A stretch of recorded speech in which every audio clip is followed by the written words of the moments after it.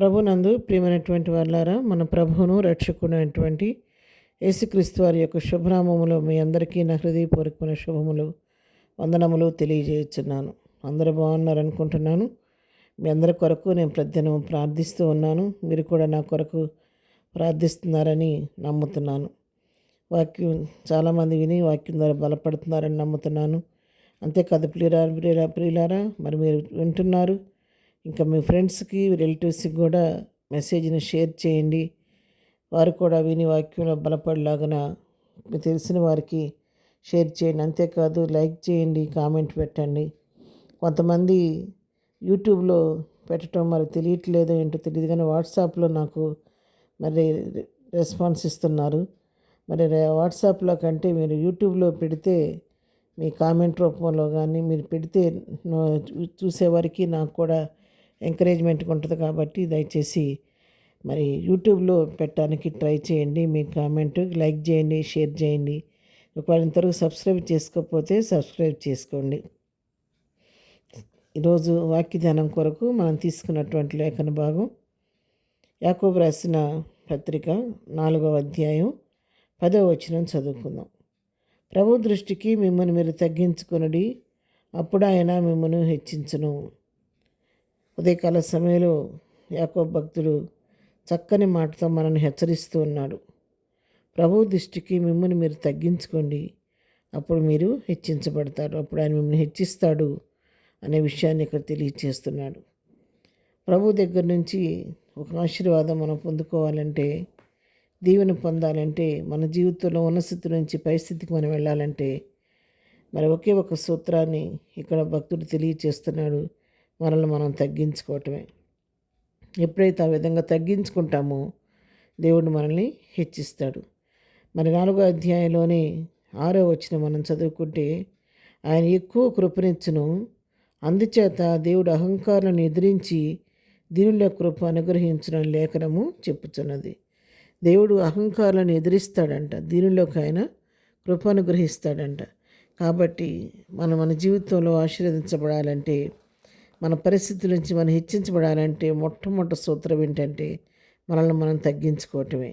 మనం అతిశయించటం, మరి మనల్ని గురించి మనం హెచ్చించుకోవటం మానివేసి ప్రభు చిత్తాన్ని మనల్ని అప్పగించుకొని దీనులమై ప్రభు సన్నిధిలో కనిపెట్టుకున్నప్పుడు ఆయన మనను హెచ్చిస్తాడు.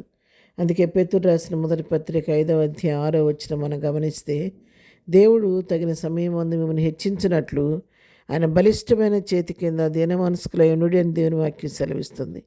మనం ఎప్పుడైతే దీనులమై ఆయన బలిష్టమైన చేతి కింద అణగమణిగి ఉంటామో, ఆయన కృప కొరకు ఎదురు చూస్తూ ఉంటామో, తగిన సమయం వచ్చినప్పుడు దేవుడు మన ఉన్నత నుంచి మన ఆయన పైకి లేవనెత్తి మనం హెచ్చించే దేవుడై ఉన్నాడు. మత్తయి సువార్త 23వ అధ్యాయంలో కూడా మనం గమనించుకుంటే 23వ అధ్యాయం 12వ వచనం చదువుతున్నాను. తను తాను హెచ్చించుకునేవాడు తగ్గింపబడును, తను తాను తగ్గించుకునేవాడు హెచ్చింపబడును. లోకాసు వార్త 14వ అధ్యాయం 11వ వచనంలో కూడా ఇవే మాటలు మనం చూస్తున్నాం. తను తాను హెచ్చించుకునేవాడు తగ్గింపబడును, తను తాను తగ్గించుకునేవాడు హెచ్చింపబడును. ఎప్పుడైతే ఒక వ్యక్తి తను తాను హెచ్చించుకుంటూ అతిశయిస్తూ గర్విస్తూ ఉంటాడో, ఆ వ్యక్తి తన పతనానికి మార్గం సరళం చేసుకుంటున్నాడని అర్థం. ఎప్పుడైతే ఒక వ్యక్తి తన ఉన్న స్థితిలో దీనుడై నలిగిన హృదయం కలిగి మరి ప్రభు పాదాలు పట్టుకొని అతి వినయంతో ప్రభు కొరకు కనిపెట్టుకుంటూ ఉంటాడో, తను తగ్గించుకుంటూ ఉంటాడో, ఆ వ్యక్తిని దేవుడు లక్ష్యపెట్టి తప్పకుండా తగిన సమయంలో అతను ఉన్న స్థితి నుంచి ఆయన హెచ్చించి మరి ఆశీర్వదించడానికి దేవుడు సిద్ధంగా ఉన్నాడు. కీర్తన గ్రంథంలో 147వ కీర్తన 6వ వచనం మనం చదువుకుంటే, యెహోవా దీనులను లేవనెత్తువాడు, భక్తిహీనులను ఆయన నేలను కూర్చుని, ఎవరు దీనులై ఉంటారో వారిని ఆయన పైకి లేవనెత్తే దేవుడు, ఉన్నస్థితుల నుంచి వారిని హెచ్చించే దేవుడు అనమాట. అందుకే ఆయన అహంకారాన్ని ఎదిరించి దీనులకు ఆయన కృప అనుగ్రహించేవాడు.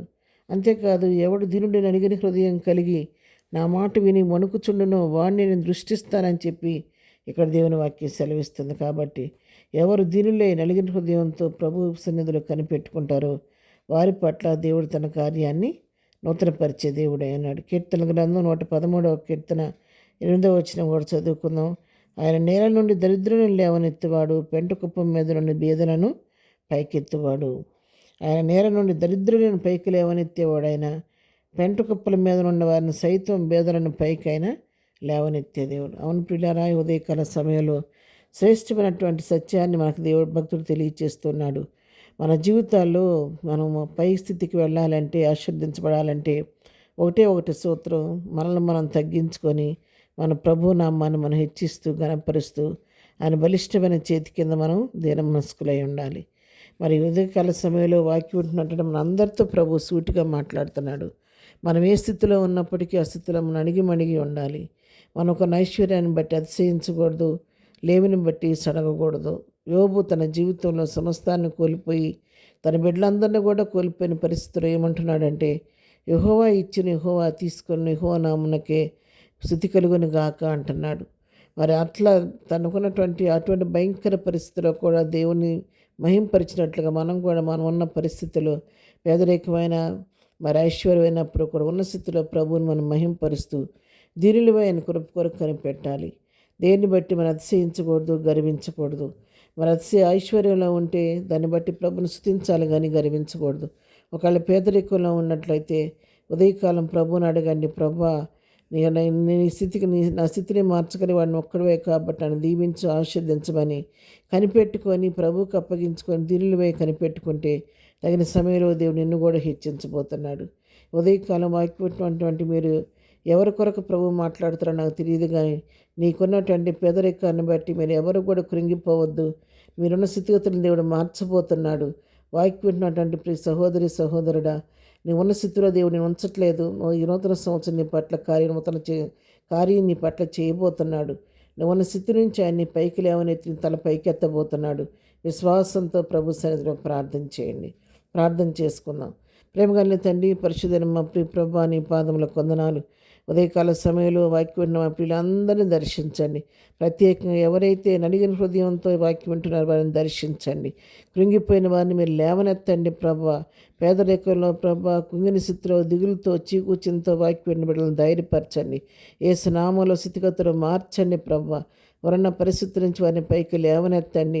వారి జీవితంలో వారిని హెచ్చించండి ప్రభా. నీ కొందనాలు. వారి కన్నీటిని మీరు తొడవండి నాయన. నీ కొందనాలు నాయన. బలహీనంగా వారిని ముట్టి స్వస్థపరచండి. సమస్యలను వారిని విడిపించండి. ఏ స్థితిలో ఉన్న స్థితిలో మేము మహింపరిచే కృప మాకు అందరికీ దయచేయండి. ఏదైనా మా ప్రియమైనటువంటి వారు మేమందరం కూడా వెళుతున్న మార్గాల్లో ప్రయాణాల్లో క్షేమం కలుగు చేయండి.